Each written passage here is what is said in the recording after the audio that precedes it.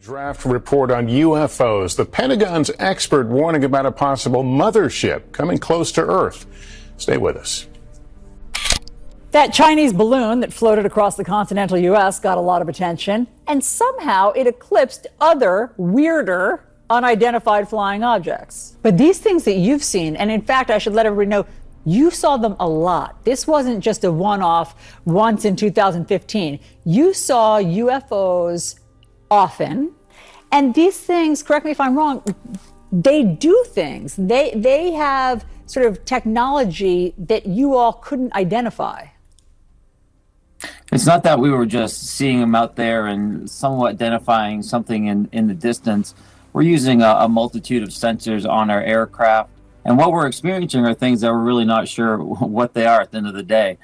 They're performing a number of behaviors that we don't recognize, such as the ability to stay stationary in very high winds with no lifting platforms, no surfaces, but also to maintain speeds of 0.6 to 0.8 Mach, which is upwards of 350 knots. And they can do that for many hours on end. We don't have the ability to do that in our aircraft. And we simply don't know who's operating these or what their intent are. I think we have another clip of one from your squadron of them seeing it, as you said, in high wind and operating differently. Look at that thing! It's rotating. Oh my gosh! They're all going against the wind. The wind's 120 knots from the west. Look at that thing, dude! Move over, Chinese spy balloon, or whatever else U.S. fighter jets shot down last month. Tonight, out of Harvard University, a draft paper about mysterious flying objects sounding almost like science fiction. Look at that thing!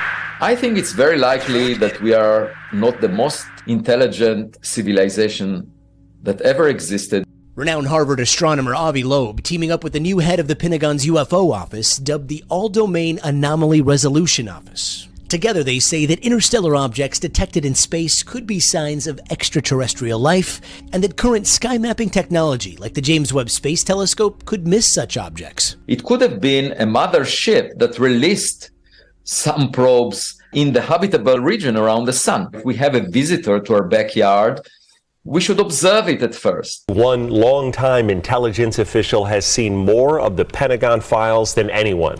He is the only military man to work on 3 major UFO investigations, including one based here in Las Vegas. The official is Jay Stratton, and he has never spoken in public or even granted an interview, that is, until he sat down with our very own George Knapp. Stratton scoffs at the debunkers who tried to explain them away as flares or drones or birds. Oh, splashed. So there's a lot of cleanup to do when you have a lot of these people saying it's birds or whatever they're saying. It's frustrating because you know the rest of the story and you can't tell the rest of the story. In 2021, Stratton left the task force, but his work formed the basis of a stunning report to Congress. Stratton's chief scientist was Dr. Travis Taylor, now well known for his television appearances. Of 144 incidents investigated by the task force, 143 were considered unidentified. Stratton and Taylor now work for Radiance Technologies, a defense contractor with offices in 17 states, including Nevada.